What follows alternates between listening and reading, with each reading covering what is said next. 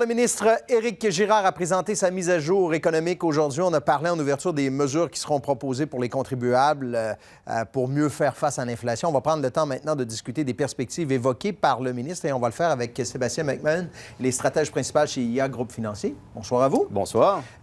Véronique, plus tôt, dans son reportage, disait les chiffres ont tellement changé. Ils n'avaient pas le choix de faire cette mise à jour. Non, c'est ça. Une mise à jour budgétaire, l'idée, c'est d'ajuster le cap en cours de route. Puis ce qu'on sait, c'est le taux d'intérêt, on le sait, on en a parlé beaucoup par le passé, a augmenté beaucoup depuis début 2022. L'économie canadienne est très sensible au taux d'intérêt avec l'immobilier et avec la dette des ménages.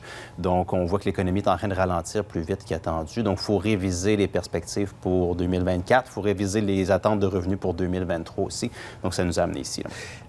Les prévisions de croissance pour 2024 étaient de 1,4 Là, je retrouve à 0,7 C'est la moitié moins. C'est un gros pas quand même. Oui, puis on est dans un environnement, disons, de stagnation économique. Puis le ministre en a parlé, tout à fait raison. Oui, il est allé peut-être un petit peu loin, c'est en disant qu'une récession technique, là, puis la définition, c'est simplement 2 trimestres consécutifs de décroissance ou de contraction de l'économie. Il disait qu'il ne voyait pas ça dans les cartons. Mais au 2e trimestre, on était négatif. Au Québec, beaucoup plus qu'au Canada. Puis au 3e trimestre, au Canada, on se dirige vers un trimestre négatif aussi. Donc peut-être qu'à court terme, on pourra avoir une petite surprise négative encore. Il va piger dans la réserve de stabilisation 1 milliard de dollars. J'aimerais qu'on comprenne ce que ça veut dire si on fait la comparaison avec notre budget personnel à la maison. On va piger dans nos CELI pour payer l'épicerie? On a regardé nos revenus futurs, puis on disait, je pense que j'ai un coussin, il y a un lot d'argent ici, une partie de mon budget que je vais pouvoir garder pour éventualité. Donc, c'était un peu un coussin qu'on s'était donné. Maintenant, on se rend compte que les revenus vont être moindres qu'attendus. Donc, on va avoir besoin de ce coussin-là. Ça veut dire que c'est de l'argent qu'on ne mettra pas de côté, que finalement, on va utiliser.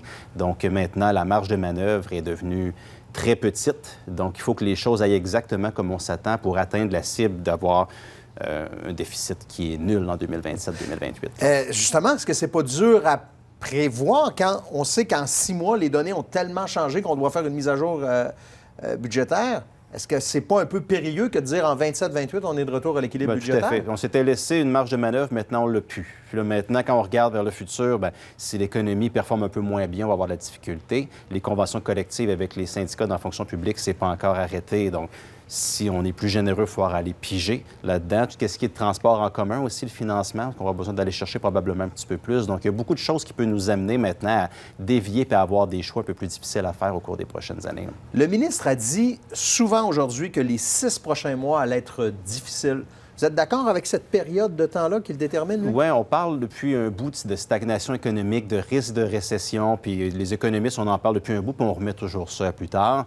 Quand on sait comment la politique monétaire fonctionne, les taux d'intérêt qui augmentent, qui viennent mordre dans l'économie, bien, on sait qu'il y a des délais qui sont longs et variables, mais là, on arrive dans une période où là, on voit les taux de chômage augmenter, là, on voit les difficultés économiques s'en venir, là, on voit les taux de défaut aussi sur carte de crédit, sur prêt automobile qui commencent à apparaître. Donc, on y arrive. Les 6 prochains mois vont être assez cruciaux, là.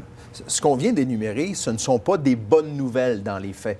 Mais est-ce qu'à quelque part, on peut traduire ça en bonnes nouvelles en ce sens que les mesures de la Banque du Canada, des banques centrales, finalement, ont leurs effets maintenant? Oui, l'inflation est en train de ralentir. C'est une bonne chose aussi. Puis si on ramène ça à l'économie du Québec, quand on regarde sur les marchés financiers, la dette doit être financée par des taux d'intérêt qui sont dictés par les marchés. Mais au Québec, quand même, on était assez bon dans les dernières années pour gérer le fardeau de la dette, pour réduire le fardeau de la dette. Ça fait en sorte que le Québec, c'est la province au Canada qui se finance le taux le plus avantageux. Aujourd'hui, les marchés ont bien reçu la mise à jour budgétaire. Donc, c'est payant ultimement, cette discipline-là. Le gouverneur de la Banque du Canada disait « Attention, les gouvernements, c'est pas le moment de se lancer dans de grandes dépenses. » C'est drôle, ce soir, on a reparlé encore du tramway, puis on rebaigne encore dans le 3e lien.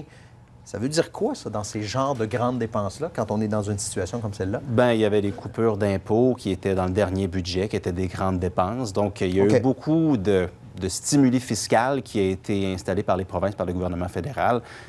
Maintenant, il faut faire attention de ne pas défaire le travail de la Banque du Canada en rajoutant toujours plus. C'est un peu ça le message du gouvernement. Il y a un point sur lequel je veux revenir. Le ministre a dit on est plus dans la probabilité de baisse de taux d'intérêt que dans la probabilité de prochaine hausse. Oui. Vous voyez ça aussi, vous? On pense que c'est terminé les hausses de taux d'intérêt. On pense qu'il y en a assez qui ont été faits, puis maintenant, c'est le temps de laisser la politique monétaire se diffuser à travers de l'économie. Donc oui, on pense que c'est le temps d'être patient. Probablement que la prochaine décision à la hausse ou à la baisse, ça va être une baisse. On est plus du camp qu'on pense que ça va être vers l'été ou peut-être même en deuxième moitié 2024. Si c'est avant ça, ça veut dire que l'économie se détériore plus vite qu'attendu. Donc, nécessairement, c'est un cocktail de bonnes puis de mauvaises nouvelles. Ça fait plusieurs mois qu'on discute de ce qu'on vit en ce moment. Là, on dit qu'on est dans l'œil de la tempête. Est-ce que vous diriez que en bout de piste, puis on est loin d'avoir fini cette bataille, les Québécois se sortent quand même bien de cette crise? On s'en sort encore bien. L'économie du Québec, on voit que le marché du travail est serré. On voit que l'inflation est encore plus forte chez nous que dans les autres provinces parce que le marché du travail est serré. On s'en sort bien, on s'en sort de façon avantageuse, mais quand même, je vous dirais que la politique monétaire canadienne affecte tous les Canadiens. Là. Puis on a les bons puis les mauvais côtés. Là. Il reste qu'il y a des gens qui vivent des difficultés. On parlait de problèmes de logement tout à l'heure, mais somme toute, au total, on s'en sort bien. Sébastien McMahon, merci beaucoup d'avoir pris le temps encore avec nous ce soir. Un grand plaisir. Merci, au revoir. Merci.